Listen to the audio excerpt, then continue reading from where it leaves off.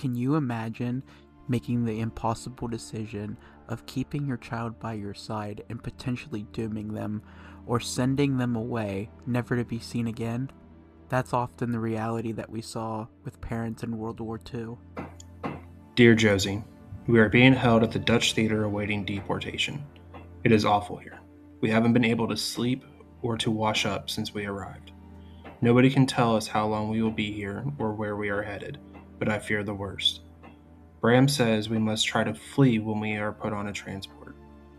I agree with him. Hannah and Sully have been taken to a child care center. A caregiver assured us that it's better for them there.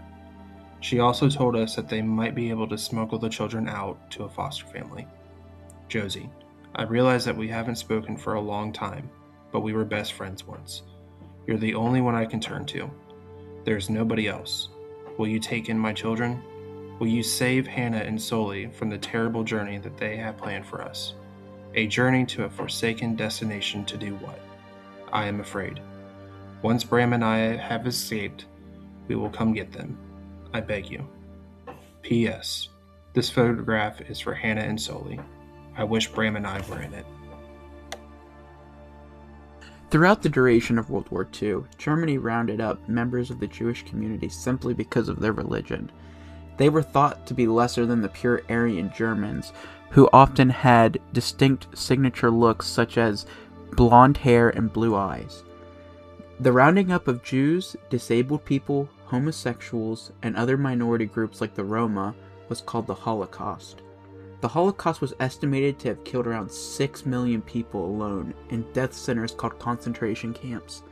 Though many people were killed, there were some that were able to escape. The Kindertransport was the mass transportation of children out of Germany between 1938 and 1940. Children were sent to Great Britain without their parents. It is estimated that around 10,000 children were saved in these transports.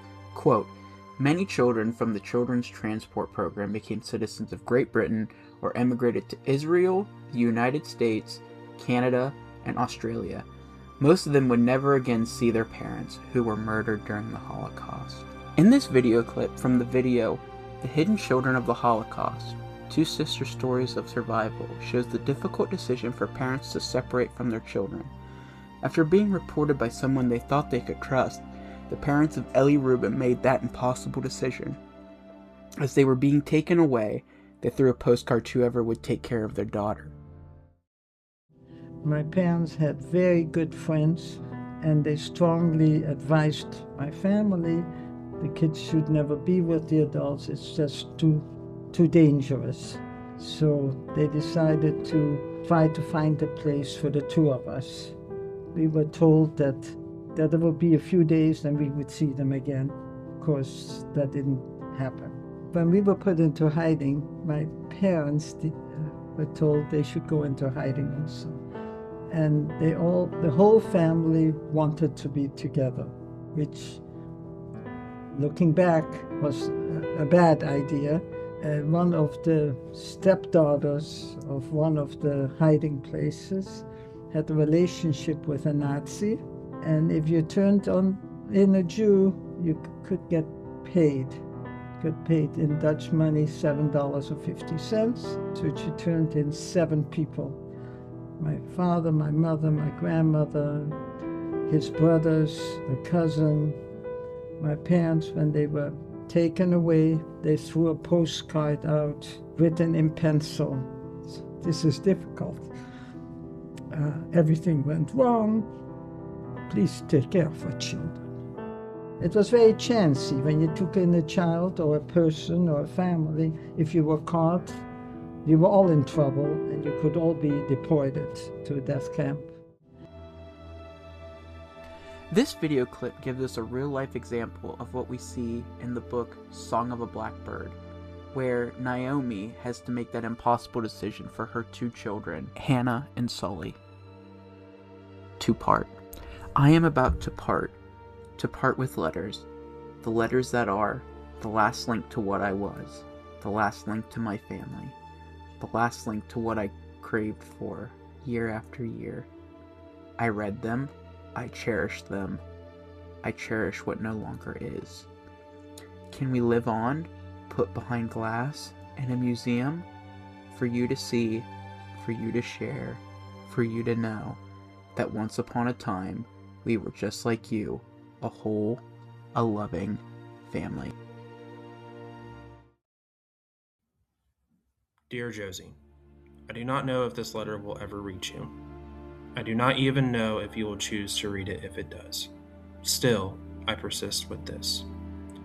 I was informed that my sweet Hannah had been delivered into your care, that she made it out of the child care center, that she is alive. I held on to this information as one of the last joys of my life recently. They also told me something else, something sinister. You would not take my Sully. They told me you were afraid. You believed him to be too Jewish compared to my lovely Hannah, that his dark hair would be too dangerous for you to deal with, as if something so small could seal the fate of my child. I tried to understand. I kept trying to tell myself that fear rules over all now. Survival demands hard choices to be made. I am also told that you did not completely abandon my Sully, that you managed to find him a spot with Father Theo. I do not know Father Theo. I pray that he is kind to my Sully, that he has his best interests at heart, that he will not let my son's spirit be extinguished. I do not know if Sully is frightened, if he cries for me and his papa, or if he is trying in his own way to understand why his family and his world has been shattered. What I do know is that both of my children are alive, but they are no longer together. I wish that I had been there to reassure them as they transferred into this new life, that I could tell them I would be back for them.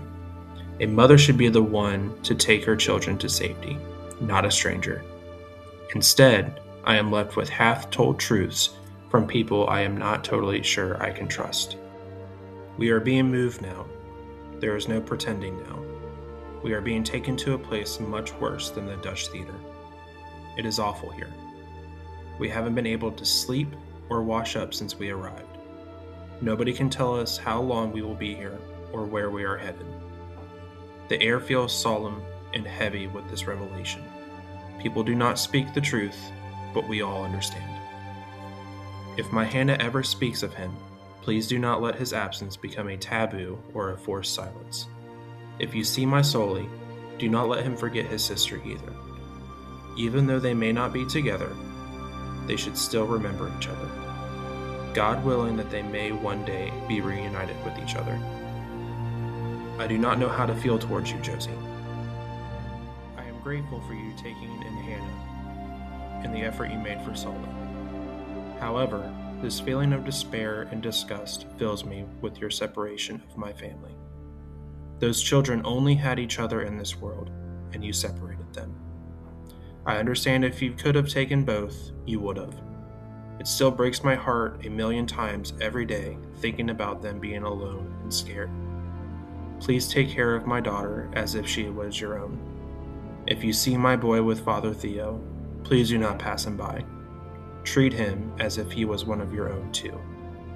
Naomi.